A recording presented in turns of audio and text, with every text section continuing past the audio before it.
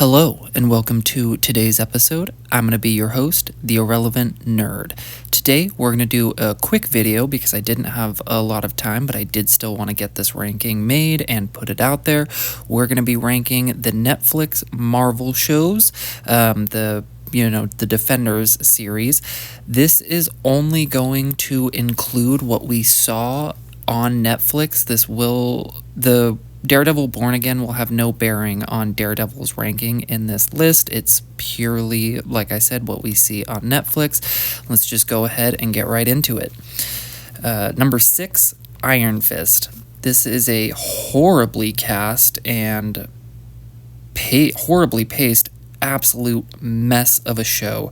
It is a convoluted story with messy, lackluster action and characters, wasted side characters that could have been fun, and I don't understand what they were doing with this show at all, and I cannot believe they made a season 2 of it, even though season 2 is slightly better, I guess. The first season, I would give like an F. The season 2, let's go with a F plus, like just a slightly higher F. Number 5, The Punisher. Perfect casting. It's a violent, graphic, dark show with a satisfying revenge story, cool characters, like really great acting across the board. The story is a little bit slowly paced, and I think that's a big issue with this show, is a lot of it just feels like it meanders. It's easily the show with the most wasted potential because everything here should have worked a lot better than it did, and I don't understand why the Punisher was so much better in Daredevil than he was in his own show. And it's kind of a waste of John Bernthal as the character, and I'm glad that we're getting to see more of him in the MCU going forward because he just does such a good job playing Frank Castle. For season 1, I would give it a C. Season 2, probably like a C minus. It's a little cooler action in season 2, but still same kind of plot issues and character arc issues that you have in season 1. Number 4, The Defenders. This is actually a really fun crossover with great character dynamics between Jessica Jones, Luke Cage, Daredevil, and Iron Fist. The Punisher was not in this series, which probably could have helped make it a little bit better. But it's all unfortunately wasted on bad pacing and underwhelming storylines and villains. I do think it is worth a watch, especially if you enjoyed the shows leading up to it, and I do like where this show leaves the character of Matt Murdock going forward. I think it sets him up well. It just, I don't know, feels lackluster, and like I said, just really underwhelming by the time that you get to the end, but I don't think it's bad by any stretch of the imaginations. I would give the one season that we got probably a B minus. Number 3, Luke Cage. It's an immersive environment with complex stories and complex villains and character motives, and this is probably the most underrated of the Marvel Netflix shows. I don't hear a lot of people talking about it, and supposedly it got like the least amount of online chatter comparatively to all of the other shows, which is just insane to me because Iron Fist exists, and this show is much better than Iron Fist. And another character that I wouldn't mind seeing more of in the MCU, like we're getting with the Punisher, because I believe there is more potential there and just more story to be told for this character. Season 1 is an A minus. Season 2 is like a very strong B, not quite a B plus, but both are worth watching, and like I said, easily the most underrated of the Marvel Netflix shows.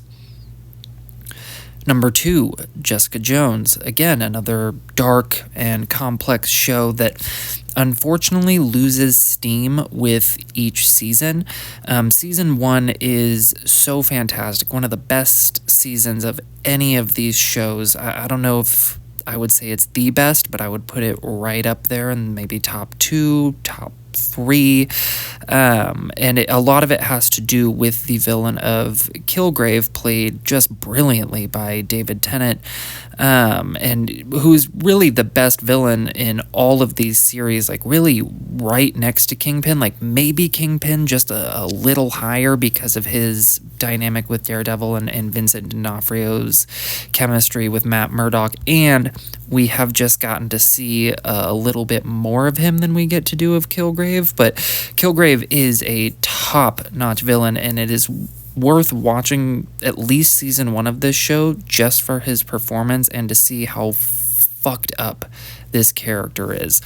I would say season 1, A+, season 2 is a very strong B, and season 3, I would say, is a very strong C. You can just kind of see it drop a letter grade each season, which is unfortunate after such a strong start, but that strong start for me is so good, and that's what puts the show just above Luke Cage for me.